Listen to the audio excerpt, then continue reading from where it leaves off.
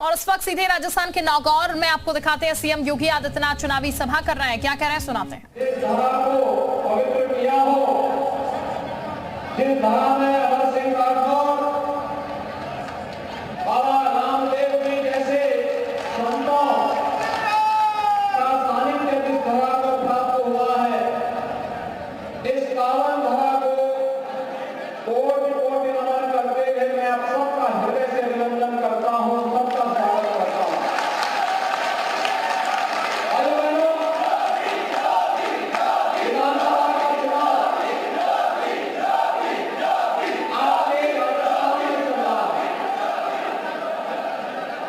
मुझे पिछले कुछ दिनों से राजस्थान विधानसभा चुनाव में अलग अलग जनपदों में जाने का अवसर प्राप्त हुआ। लेकिन भाइयों बहनों, 5 वर्ष राजस्थान के लिए वेदना और पीड़ा के थे, अव्यवस्था के थे, अराजकता के थे। भाइयों बहनों, ये पहली बार हमने देखा है राजस्थान जो अपने शौर्य और ताकत के लिए जाना जाता है, राजस्थान जो अपने वीर और वीरांगनाओं के लिए जाना जाता है, राजस्थान जहां का नौजवान देश की सीमाओं की रक्षा करते करते अपने आप को बलिदान कर देता है, उस राजस्थान की इस पावन धरा में आज क्या हो रहा है। जो राजस्थान देश के लिए भारत की विरासत का प्रतीक माना जाता था, उस राजस्थान में आज राजस्थान भ्रष्टाचार में नंबर 1 हो गया, महिला समाज के अपराध में नंबर 1 हो गया, युवाओं को मिलने वाले रोजगार में सेल चल रहा है। सबसे ज्यादा पेपर लीक की घटनाएं राजस्थान में हो रही हैं। डीजल और पेट्रोल में रेट सबसे ज्यादा राजस्थान में वसूला जा रहा है। और भाइयों बहनों, सबसे ज्यादा महंगी बिजली और सड़कों के बारे में तो कहना ही क्या, सड़क पे गड्ढा है या गड्ढे में सड़क है, यही पता नहीं लगता। जो पैसा मोदी जी भेजते भी है, वो पैसा जयपुर में ही बंदर बांट हो जाता है। भाइयों बहनों, एक कदम भारत, एक नया भारत बन रहा है, श्रेष्ठ भारत बन रहा है, विकसित भारत बन रहा है। आज मोदी जी दुनिया के अंदर जहां कहीं जाते हैं, दुनिया पलक पावे बिछा करके मोदी जी का स्वागत करती है। ये स्वागत 142 करोड़ लोगों का स्वागत होता है। भारत की सीमाएं सुरक्षित नहीं है। पहले आतंकवादी घुसपैठ करता था, कहीं भी विस्फोट कर देता था, निर्दोष लोग मारे जाते थे।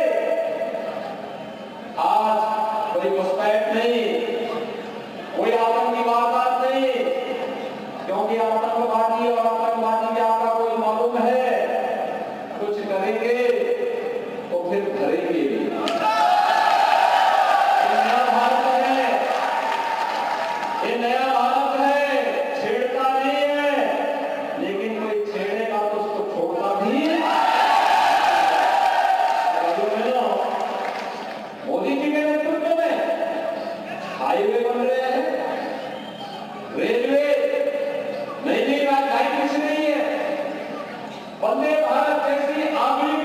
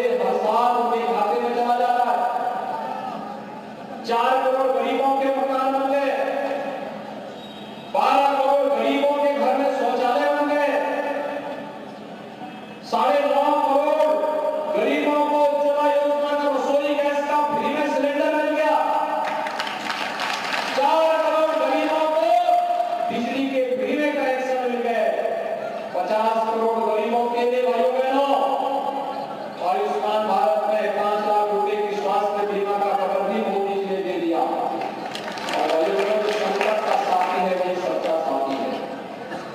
याद रखना, संकट का साथी कोरोना इस सदी की सबसे बड़ी संकट देश पर, दुनिया में मौतें हुई। आज भी आप देख रहे होंगे कैसे अमेरिका और चीन जैसे देशों में कोरोना के मामले बढ़ रहे हैं, लेकिन भारत में कोरोना को पूरी तरह नियंत्रित किया है क्योंकि मोदी जी ने 2 नई वैक्सीन भारत को दी। पहली बार की जब वैक्सीन बनी, फ्री में 220 करोड़ वैक्सीन की डोज दी और पिछले 3.5 वर्ष से तो फ्री में राशन मिल ही रहा था।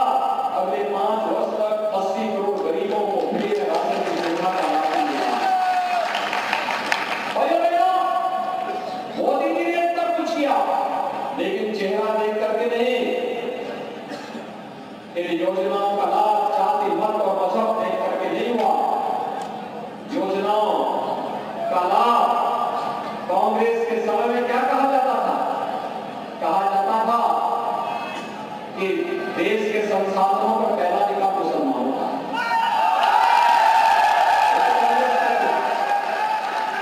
मोदी जी ने कहा नहीं, देश के संसाधनों पर पहला अधिकार गरीब का है, किसान का है, नौजवान का है, महिलाओं का है, समाज के हर तबके का है। हम उसका विभाजन नहीं कर सकते। और मोदी जी ने दावा किया सबका साथ, सबका साथ और सबका विकास। हम विकास सबका करेंगे, योजना का लाभ सबको देंगे, लेकिन पुष्टिकरण किसी का नहीं करेंगे, किसी का नहीं करेंगे। आप मुझे बताइए, अगर राजस्थान में बीजेपी की डबल इंजन की सरकार होती तो क्या यहां पर रामनवमी के जुलूस पे रोक लगती? राजस्थान में दंगे होते? यहां पर महिलाओं पे जो अत्याचार होता है, सामाजिक अपराध राजस्थान में हो रहा है, क्या ये होते? भाइयों बहनों, कांग्रेस जब आपका सम्मान नहीं कर सकती, आगे आबादी, बहन और बेटियों को सुरक्षा नहीं दे सकती, विकास का कार्य नहीं करा सकती, गरीबों का कल्याण भी नहीं कर सकती और आपकी आस्था का सम्मान भी नहीं कर सकती है, तो कांग्रेस को फिर क्यों हम लोग चुनाव जिता करके देश के लिए बोझा बना देना चाहते हैं? भाइयों बहनों, कांग्रेस देश के लिए बोझा बन चुकी है, एक समस्या बन चुकी है, अपने आप में एक समस्या है। और इसी में इस समस्या का समाधान केवल एक है, चुनाव। और चुनाव में भारतीय जनता पार्टी का समर्थन करके डबल इंजन की सरकार राजस्थान में है। कांग्रेस के 5 साल में या माफिया, खनन माफिया, वन माफिया, पशु माफिया, संगठित अपराध में संलिप्त माफिया, सरकारी योजनाओं में डकैती डालने वाली माफिया, गरीब